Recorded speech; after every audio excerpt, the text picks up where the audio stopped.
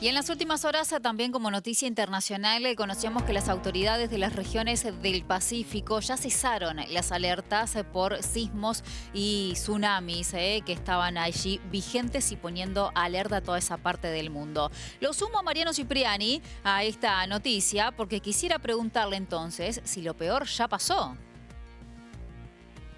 Tay, ¿cómo estás? Hola, María. Para vos, para toda la provincia de Santa Fe. La respuesta no la tengo yo, por supuesto, porque no soy un especialista a la hora de hablar de sismo, terremoto, es lo mismo, tsunami, todas estas palabras que habitualmente escuchamos cuando se producen este tipo de fenómenos, pero es difícil explicarlas e interpretarlas.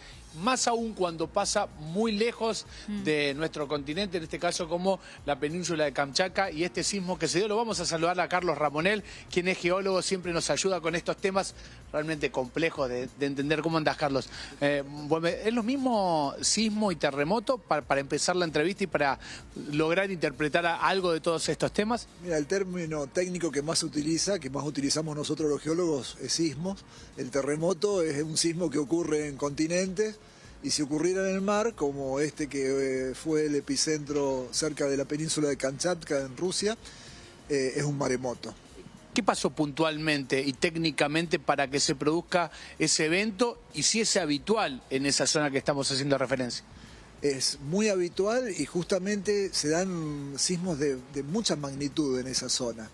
Le decía a colegas tuyos que hay registrados más de 700 sismos mayores a 5,5 en los últimos 35 años en esa zona. Este sismo de 5,5 es cercano en valor de magnitud al que ocurrió en Malvinas, ¿sí? Este de Kamchatka de ayer fue, antes de ayer sería, ¿no?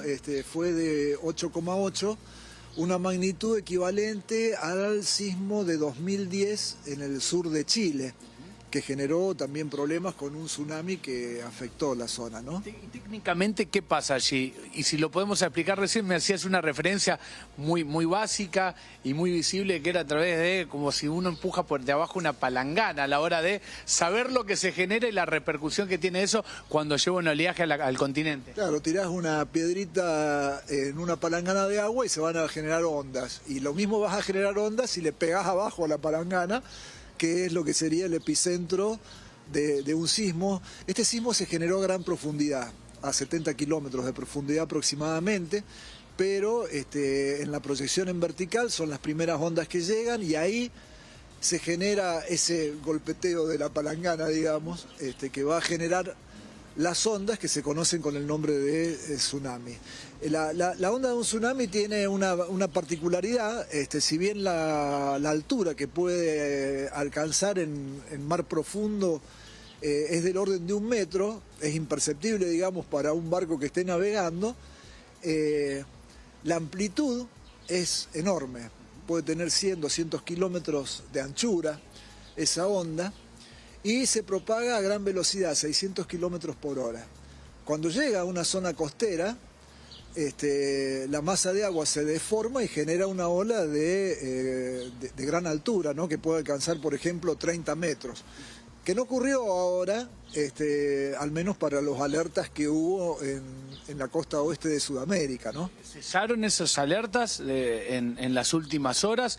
¿Y qué quizás no hay consecuencia puntual para esta zona más cercana, pero en la cercanía de Rusia, allí sí podría haber una consecuencia aún mayor? Tengo entendido, sí, que hubo manifestaciones más importantes en la costa de Japón, ¿no? Sí, que está mucho más cerca.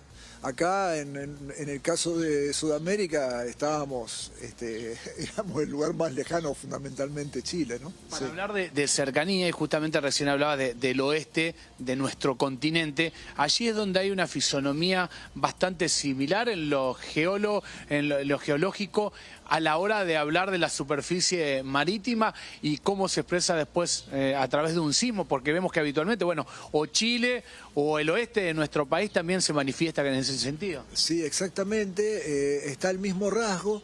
Resulta que toda la costa oeste de Sudamérica está recorrida por una fosa profunda, ¿sí?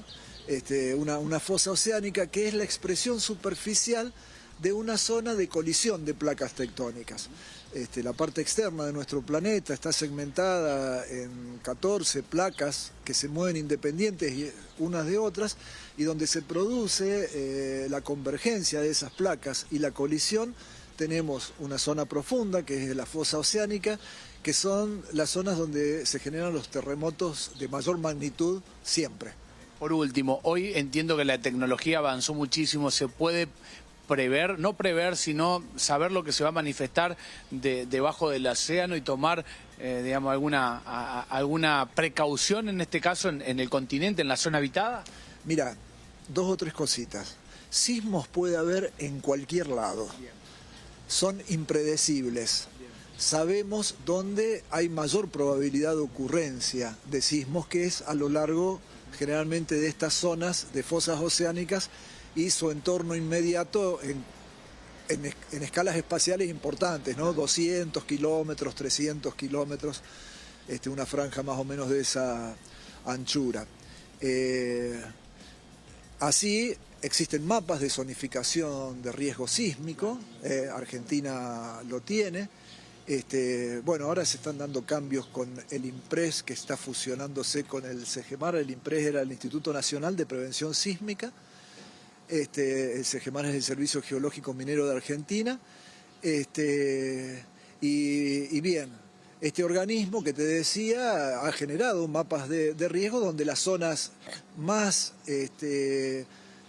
riesgosas de Argentina en cuanto a probabilidad de sismos de gran magnitud son la mitad norte de Mendoza, la mitad sur de la provincia de San Juan y un sector del noroeste en torno a Catamarca, Salta. Sí.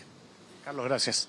No, gracias a ustedes. Bueno, hasta aquí la palabra de Carlos Ramonel, geólogo que siempre tan gentilmente nos atiende y nos explica realmente cuestiones muy complejas, muy técnicas, que por ahí conocemos en noticias, pero también está bueno entender por qué pasa y qué consecuencias puede traer a la hora de efectuarse con quizás números no normales, lugares donde existe este tipo de sucesos, pero con estadísticas por arriba de lo normal que generan otro tipo de situación más compleja.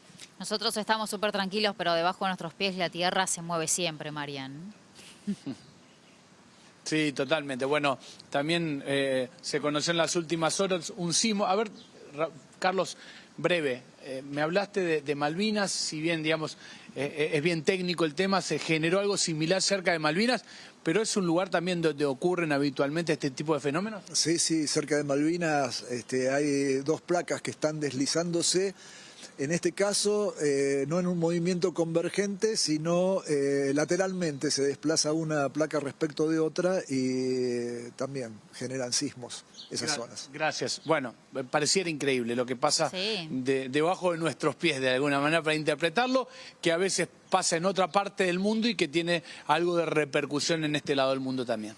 Marian, muchísimas gracias.